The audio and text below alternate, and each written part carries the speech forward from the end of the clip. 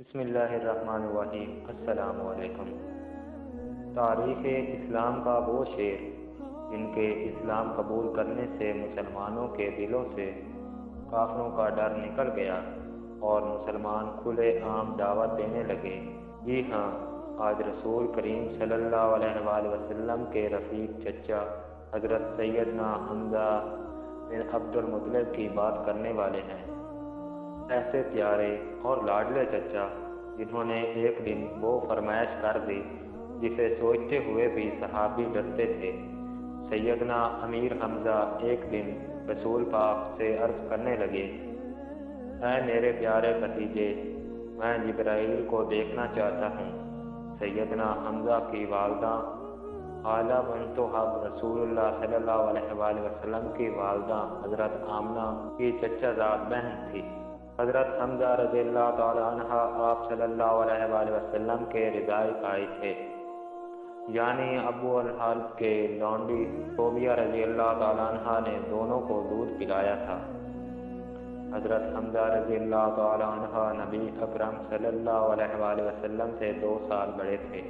ان کو شمشیر زنی، پہلوانی اور گھوڑا سوار کا بچپن ہی سے شوق تھا۔ ان کو شکار کرنے میں بھی بڑی دلچسپی تھی، چنانچہ زندگی کا بڑا حصہ اسی مشغلے میں بسر ہوا ہے۔ حضرت حمزہ رضی اللہ تعالیٰ عنہ بہت ہی زیادہ حسین و جمیل تھے۔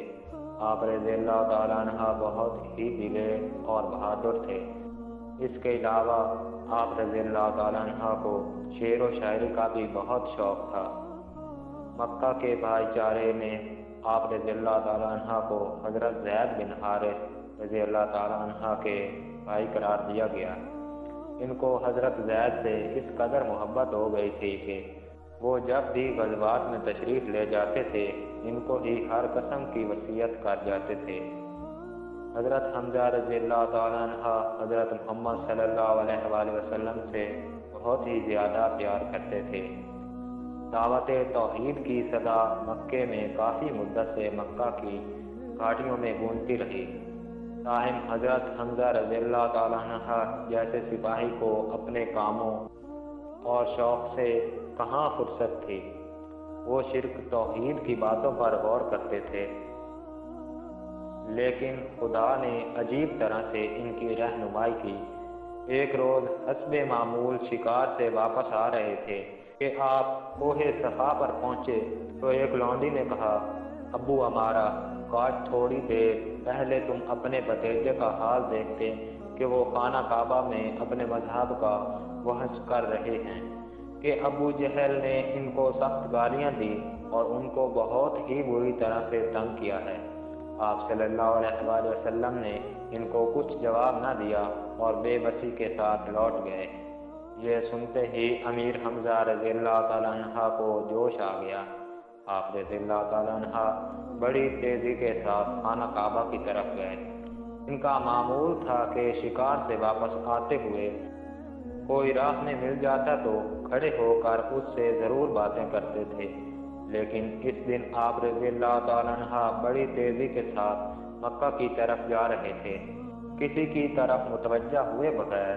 مکہ میں پہنچ کر ابو جہل کے سر پر زور سے اپنی کمان دے ماری، جس سے ان کے سر سے خون بہنے لگا۔ یہ دیکھ کر بنو مخزوم کے چند آدمی ابو جہل کی مدد کرنے کے لیے آئے۔ وہ کہنے لگے، حمزہ شاید تم بھی اپنے دین سے پھر گئے ہو۔ اس پر حمزہ رضی اللہ تعالیٰ عنہ نے فرمایا کہ میں گواہی دیتا ہوں کہ اللہ تعالیٰ ایک ہے، اس کی عبادت کرنی چاہیے۔ آپ صلی اللہ علیہ وآلہ وسلم اللہ کے سچے اور آخری نبی ہیں۔ وہ جو کچھ بھی کہتے ہیں وہ سب کچھ خدا کے حکم سے ہی ہوتا ہے۔ خدا کی قسم اب میں اس کو چھوڑ نہیں سکتا، اگر تم سچے ہو تو مجھے روک کر دکھاؤ۔ اس پر ابو جہل نے کہا کہ حمزہ کو چھوڑ دو، میں نے ابھی اس کے بھتیجے محمد صلی اللہ علیہ وآلہ وسلم کو برا بھلا کہا ہے۔ یہ اسلام کا وہ زمانہ تھا کہ حضرت محمد صلی اللہ علیہ وآلہ وسلم خالد بن ابی ارکن کے مکان میں تھے۔ اس وقت بس چند لوگ ہی مسلمان ہوئے تھے، لیکن حضرت حمزہ رضی اللہ تعالیٰ عنہ کے اضافہ سے مسلمانوں کی حالت میں کافی بہتری ہو گئی تھی۔ حضرت حمزہ رضی اللہ تعالیٰ عنہ کے مسلمان ہونے سے کافروں کا زور ٹوٹ چکا تھا۔ مکہ میں حضرت حمزہ سے ہر کوئی خوف کھاتا تھا، ان سے لوگ ڈرتے تھے۔ حضرت محمد صلی اللہ علیہ وآلہ وسلم کو حضرت حمزہ سے بہت ہی زیادہ پیار تھا۔ ایک دفعہ ایک صحابی نے حضرت محمد صلی اللہ علیہ وآلہ وسلم کی بارگاہ میں عرض کی، یا رسول اللہ صلی اللہ علیہ وآلہ وسلم، میرے گھر میں ایک لڑکا پیدا ہوا ہے، میں اس کا کیا نام رکھوں؟ اس کی بات سن کر آپ صلی اللہ علیہ وآلہ وسلم نے ارشاد فرمایا کہ مجھ کو سب سے زیادہ اپنے چچا حمزہ عزیز ہیں، میں چاہتا ہوں کہ تم بھی اپنے بیٹے کا نام حمزہ ہی رکھ لو۔ ایک مرتبہ آپ رضی اللہ تعالیٰ عنہ نے بارگاہ رسالت میں درخواست کی کہ میں حضرت جبرائیل علیہ السلام کو اصلی صورت میں دیکھنا چاہتا ہوں۔ ارشاد ہوا، آپ دیکھنے کی طاقت نہیں رکھتے۔ آپ نے اصرار کیا تو نبی کریم صلی اللہ علیہ وآلہ وسلم نے ارشاد فرمایا، زمین پر بیٹھ جائیے۔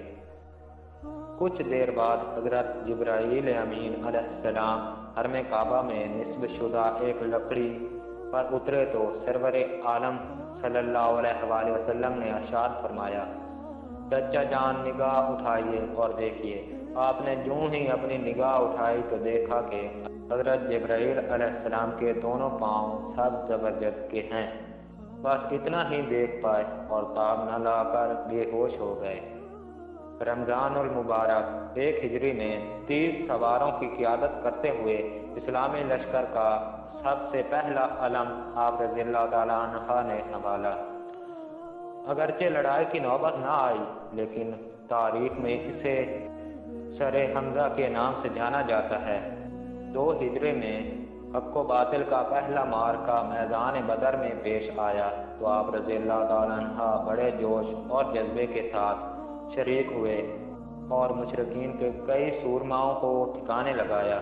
آپ رضی اللہ تعالیٰ عنہ اپنے سر پر شتر ملک کی کلگی سجائے ہوئے تھے، جبکہ دونوں ہاتھوں میں تلواریں تھامے اسلام کے دشمنوں کو جہنم واصل کرتے اور فرماتے جاتے کہ میں اللہ اور اس کے رسول کا شیر ہوں۔ شہادت 15 شوال المکرم 3 ہجری غزوہ احد میں آپ رضی اللہ تعالیٰ عنہ نہایت بے جگری سے لڑے اور 31 کفار کو جہنم واصل کر کے شہادت کا تاج اپنے سر پر سجا کر اس دنیا سے رخصت ہو گئے۔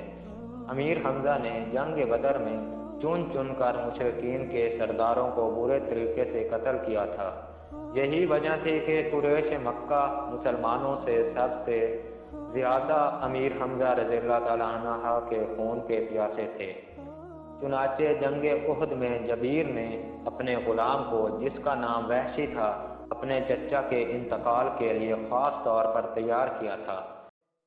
اس کو کہا تھا کہ تم امیر حمزہ کو شہید کر دو، میں تم کو آزاد کر دوں گا۔ اس کے علاوہ ان زوجہ ابو سفیان نے بھی بے پناہ دولت وحشی کو دینے کا وعدہ کیا، کیونکہ وہ چاہتی تھی سیدنا حمزہ جو کہ ہند کے بھائی کے قاتل تھے، وہ انہیں شہید کرنا چاہتی تھی، اور ساتھ ہی اس نے حضرت حمزہ کی لاش کا مسئلہ کرنے کی قسم کھائی۔ چنانچہ وحشی جنگ احد میں ایک چٹان کے پیچھے بیٹھا ہوا تھا۔ وہ بے چینی سے حضرت امیر حمزہ کا انتظار کر رہا تھا۔ اتفاقاً امیر حمزہ اس کے قریب سے گزرے تو اس نے پورے زور کے ساتھ اپنا نیزہ مار کر آپ رضی اللہ تعالیٰ عنہ کے جسم سے وار کر دیا۔ پھر بھی حضرت حمزہ وحشی کی طرف شیر کی طرح بڑھے، مگر زخم بہت ہی گہرا تھا، جس کی وجہ سے آپ رضی اللہ تعالیٰ عنہ زمین پر گر پڑے۔ حضرت امیر حمزہ کی شہادت پر کفار کی عورتوں نے خوشی کے ترانے گائے۔ ابو سفیان کی بیوی ہندہ نے آپ رضی اللہ تعالیٰ عنہ کے ناک کان کو کاٹ کر اپنا زیور بنا لیا۔ پھر آپ رضی اللہ تعالیٰ عنہ کا سینہ چیر کر جگر نکالا اور چبا چبا کر تھوک دیا۔ جب نبی کریم صلی اللہ علیہ وآلہ وسلم نے حضرت حمزہ کے جسم کو دیکھا تو آپ صلی اللہ علیہ وآلہ وسلم رونے لگے۔ آپ کے کٹے ہوئے جسم کو دیکھ کر شدت غم سے آپ صلی اللہ علیہ وآلہ وسلم کی آواز بلند ہو گئی۔ پھر آپ صلی اللہ علیہ وآلہ وسلم نے ارشاد فرمایا، حمزہ سید الشہداء ہیں۔ نبی کریم صلی اللہ علیہ وآلہ وسلم حضرت حمزہ کے جسم کے پاس کھڑے تھے۔ آپ صلی اللہ علیہ وآلہ وسلم نے حضرت حمزہ کو مخاطب کرتے ہوئے فرمایا، اے چچا جان، اللہ تعالیٰ آپ پر رحم فرمائے۔ بلا شبہ آپ خوب صلح رحمی کرنے والے اور کثرت سے نیکیاں کرنے والے تھے۔ ایسے اور روزانہ واقعات سننے کے لیے اس ویڈیو کو لائک کر دیں اور ہمارے چینل کو سبسکرائب کر کے ساتھ میں دیے گئے گھنٹی کے نشان کو آل پر پریس کر لیں تاکہ ہر ہماری آنے والے نئے ویڈیو کی نوٹیفیکیشن سب سے پہلے آپ تک پہنچ سکیں۔ اور اگر آپ چاہتے ہیں کہ آپ کے پسند کا کوئی واقعہ لایا جائے تو ہمیں کامنٹ سیکشن میں ضرور بتائیے گا۔